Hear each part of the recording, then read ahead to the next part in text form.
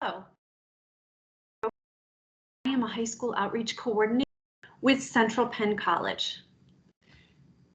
Prior to coming to Central Penn College, I worked for a technical high school where I helped students figure out their next steps after high school graduation. Now I'm lucky enough to do that with Central Penn, and I work with students across the state of Pennsylvania. So I do have some experience in this area, and I also want to let you know that I have 2 first-year students at my house. My son graduated in 2018 from a technical high school and worked in the IT field for 2 years. He then decided that to further his career, he needed to get that college degree, so he started this fall. My daughter graduated in 2020 and went directly into college this fall. So I have experience both personally and professionally that I hope to share with you as we continue along on our Skills for the Future presentation. So I'm here to talk to you about some of the skills that will be helpful to you as you think about your next steps after high school graduation. We're not only going to talk about the skills you need, like resumes and interview skills, but we're also going to talk about those soft skills, those kind of intangible things that will help you in your professional setting. They're the soft skills that you need, the non-technical skills that impact your performance in the workplace and the way that you interact with others in a positive way.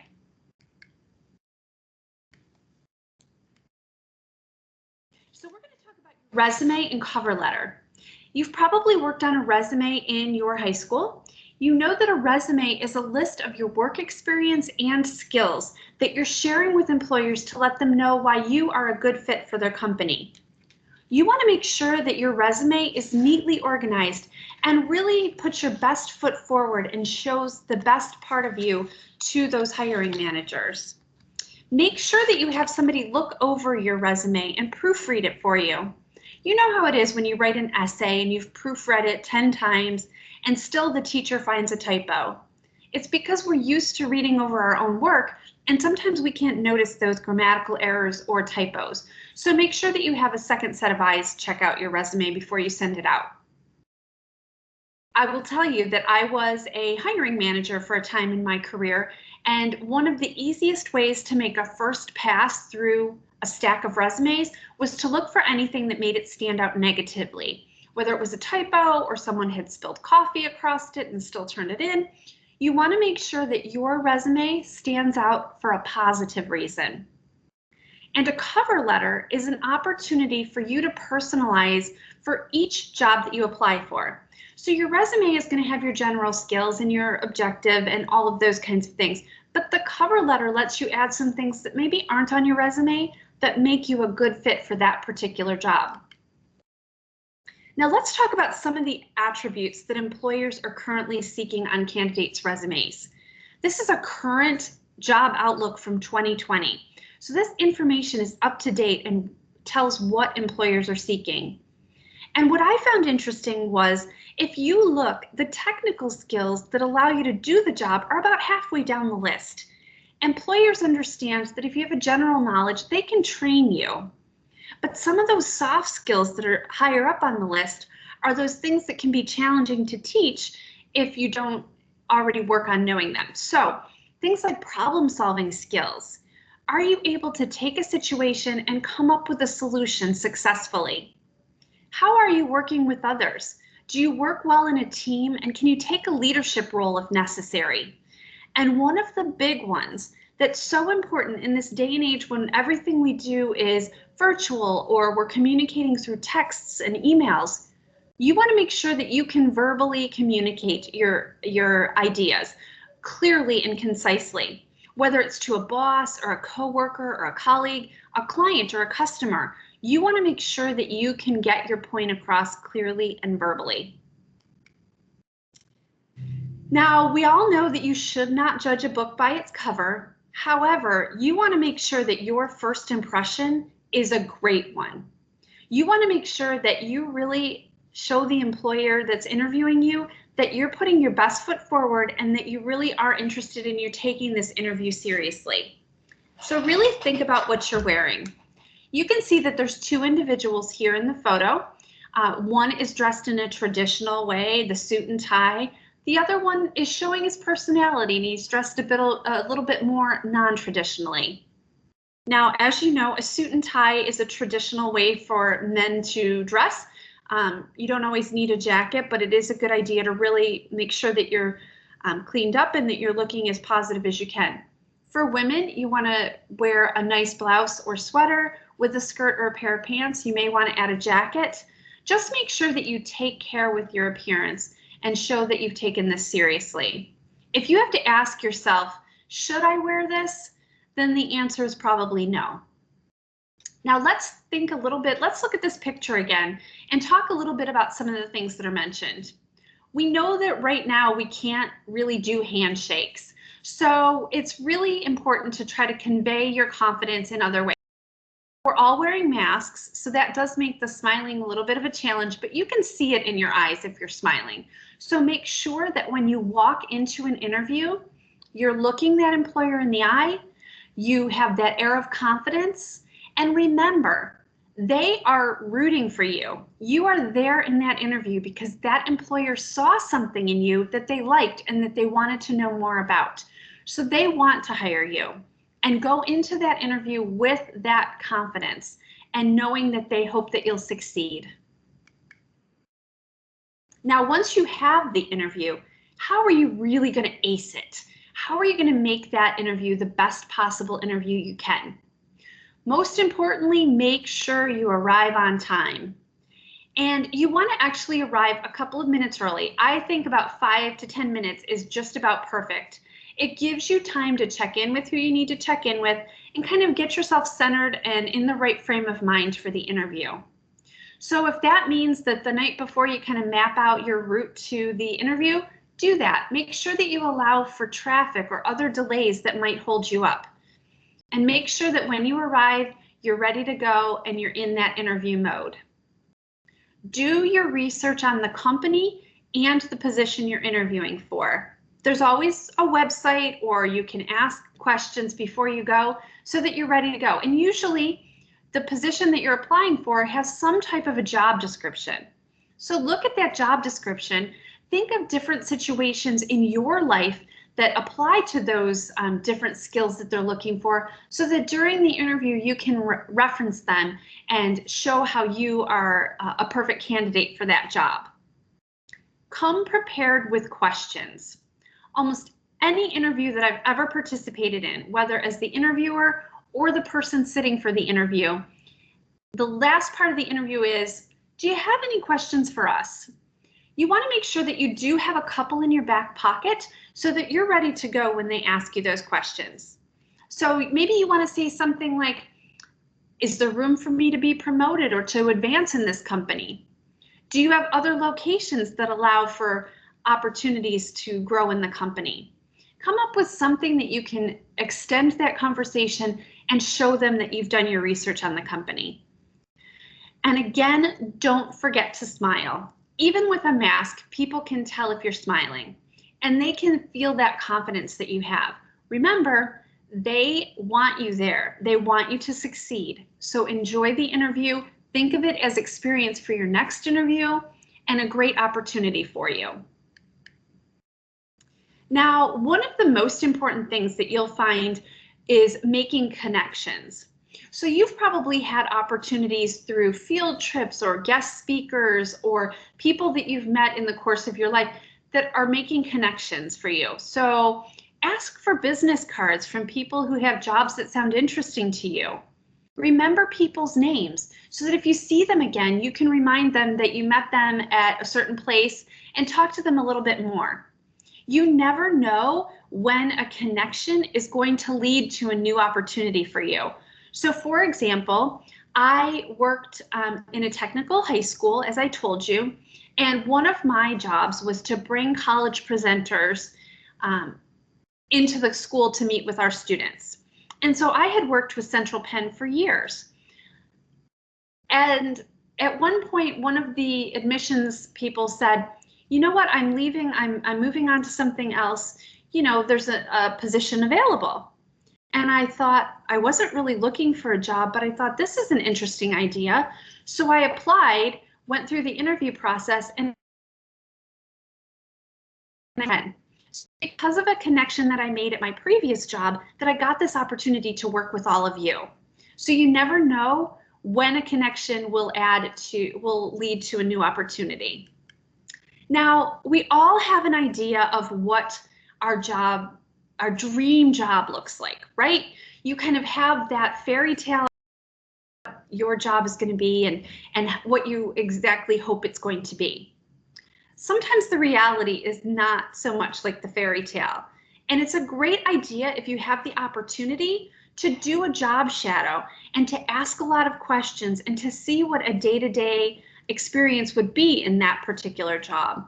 So go ahead and ask professionals across that field and see if you can come in for a day, whether it's a weekend, or maybe you can do it over the summer break or a winter break. Take all the opportunities you can and ask questions of people that are in that field. Not only can they tell you about the job, but they can tell you how they got there. So you can get a better idea of what sort of education you need or what sort of background you need to reach that goal. And you never know when a job shadow might lead to an internship opportunity and give you valuable work experience in that field. Now, as I mentioned to you, I'm coming to you from Central Penn College. So we are a career-focused educational institution located 10 minutes from downtown Harrisburg in suburban Somerdale, Pennsylvania. So we have the best of both worlds. We have a great suburban, safe location in Somerdale, but we have access to all that the city of Harrisburg has to offer. So our healthcare students have access to all the amazing facilities in Harrisburg. We have state government right there. So we have access to bring all of those great to work with our students. Our students are able to intern with a variety of agencies. It's a great opportunity to have the best of both worlds there. We have a diverse student population of about 1,100 students. Now, one of the most important things that you really need to consider before you think about college is, what is your end goal? What is the job that you want after graduation? It's important to know what career you're looking for so you can make sure not only is your major the correct one, but that the program you pursue is the correct one. So maybe a certificate is the right fit for you, whether you're looking at medical billing and coding or medical assisting or human resource management. You never know, a certificate might be the right option for you. And maybe an associate's degree is the appropriate one. It typically takes 2 years to earn. You can see the variety of opportunities available in majors, and maybe this is what will help you reach your goal. Now, you know that a college degree takes commitment, reliability. You need to be able to manage your time. You really need to make sure that you are prepared for that. And again, you're going to be building those soft skills to make sure that that will help you in your professional life as well. Now, when we think about a typical college degree, we typically think of the bachelor's degree. It's typically 4 years to earn, and you can see some of the options that are available. I do want to point out our legal studies program and let you know about a program that we have in conjunction with Widener University.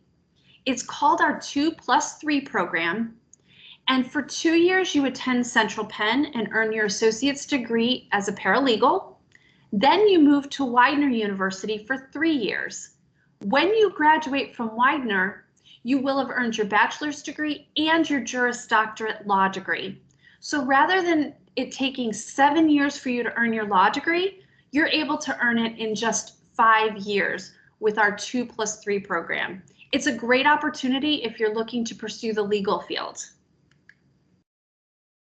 Now, most of you are familiar with the semester calendar that colleges operate on. It's very similar to a high school calendar with a fall semester and a spring semester. At Central Penn, we do things a little bit differently. We have year-round accelerated terms. So that means we have 4 terms of 11 weeks with a 2-week break in between. So this means that you could earn a scholarship for getting a head start in July with our summer term. So you could graduate from high school in May or June, get a head start with our summer term in July, and really get your next steps started. This means that you could earn your certificate in as little as 9 months. That associate's degree that we said typically takes 2 years to earn, you could earn it in as little as 15 months plus an internship. That bachelor's degree that we said typically takes 4 years to earn, you could earn it in just 3 years plus an internship. So not only are you graduating with a degree on your resume, but you're graduating with work experience in your field on your resume. It's a great way to present that to your employers and let them know that not only do you have that degree, but you have valuable work experience. Now, you all have taken advantage of the opportunities that have been presented to you to advance yourself. You've already figured out that that's what you need to do to take those next steps. And you've also all learned to work under pressure. You've had to figure out how to get your education in a different way. So many aspects are virtual now. You have to wear masks to school. You're figuring out how to work under pressure and you're doing it well. Employers and colleges are going to see your graduation date and know what you've dealt with and know that you've succeeded and worked well under pressure when you needed to. Now, I'm sure that we've got some athletes here, and as athletes, whether it's through high school or rec leagues, you already know the importance of time management, and you've learned those skills of teamwork and leadership. Perhaps you're looking to continue athletics or try something new in college and you want to play at an intercollegiate level. We offer men's and women's basketball, soccer, we offer baseball, and women's volleyball. Our teams compete in the USCAA conference on a Division II level, which gives them the opportunity to compete across conferences and divisions for a really unique collegiate athletic experience. Now, some of you might be involved in esports or look forward to being a part of a competitive esports team. We do offer competitive esports at Central Penn, and you can see a picture here of our gaming center. It's currently set up a little bit differently due to social distancing, and our students are wearing masks. You can see that all of the equipment is there for our team to be competitive with teams across the state of Pennsylvania and nationally. Now, as esports competitors and athletes, you already have those important skills of problem solving and quick thinking.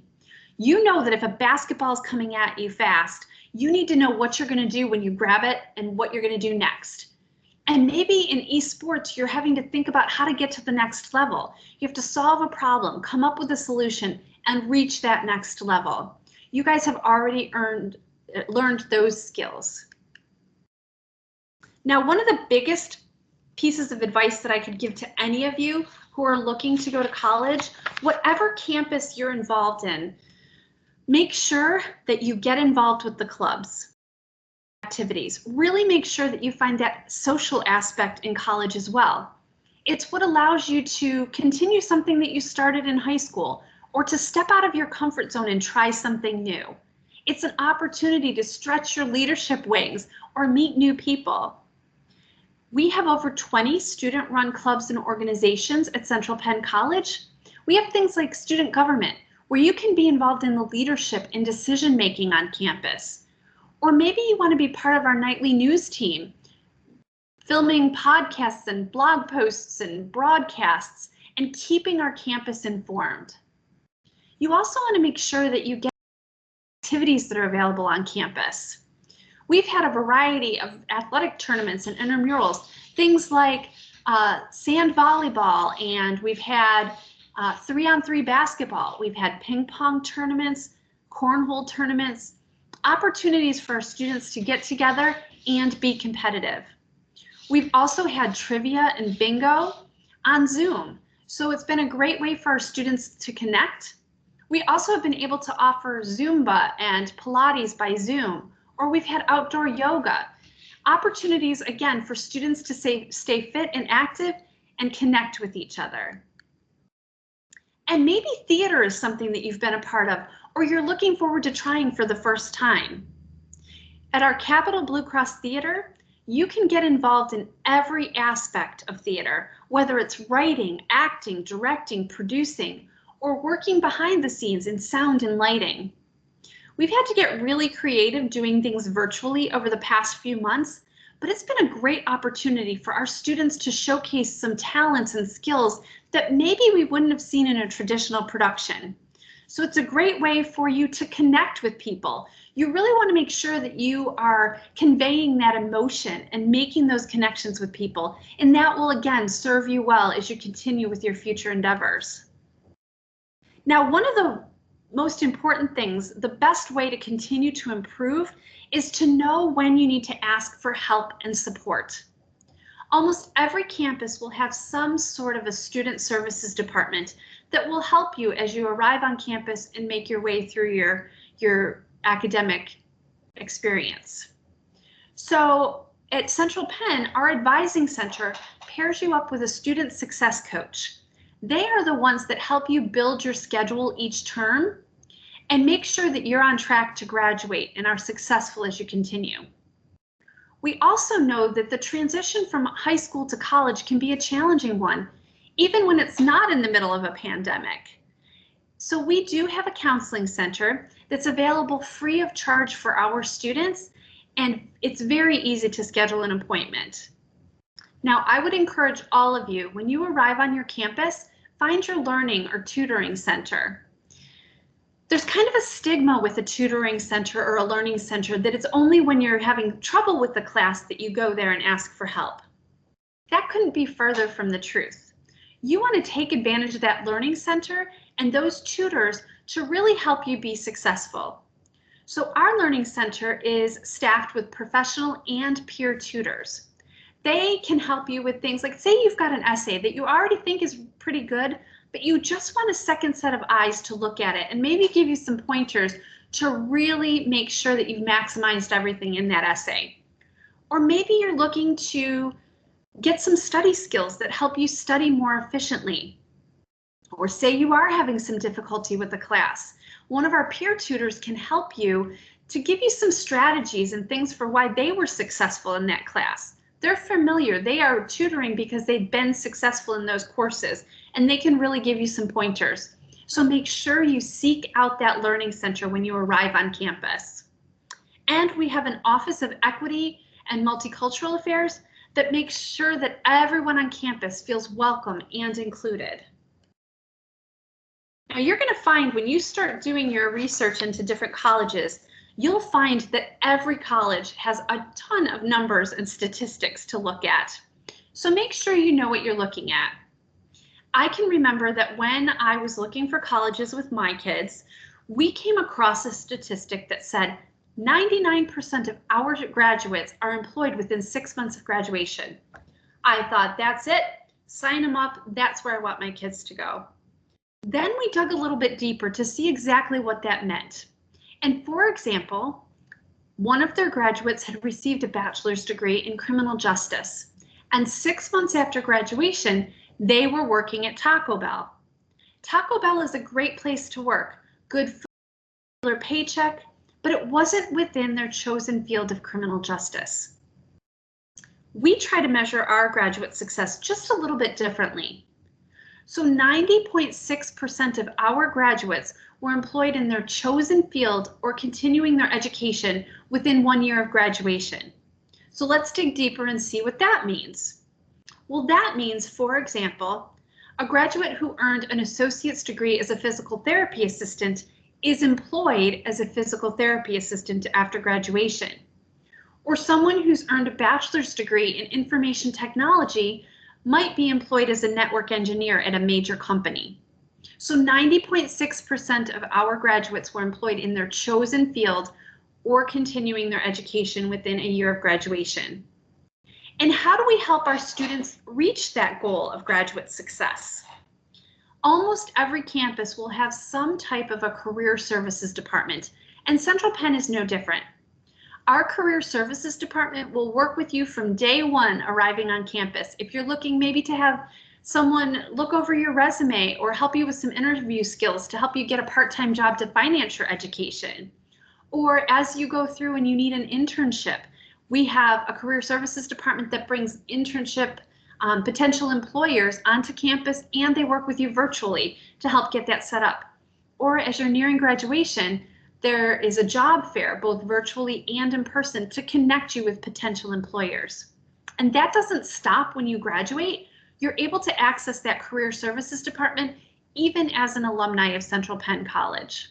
We even have a career closet so that if you need some help getting dressed appropriately for an interview, we can help you with that as well. Now, I know that student housing is so important when you're looking at colleges. Where you live is always going to be important, and you need to take that into consideration. You know that some colleges have large dormitories where there's 30 or 40 students sharing 1 or 2 large bathrooms, or maybe it's a suite of 10 or 12 students sharing space, or maybe it's apartment living. At Central Penn College, we have what we call our super suites. These are 7 students sharing a common area, but all of those 7 students, each one has their very own room. You're sharing a bathroom with just one other person. So you really have the best of both worlds. You've got 7 students sharing a common area, but you have your own space to go back to each night.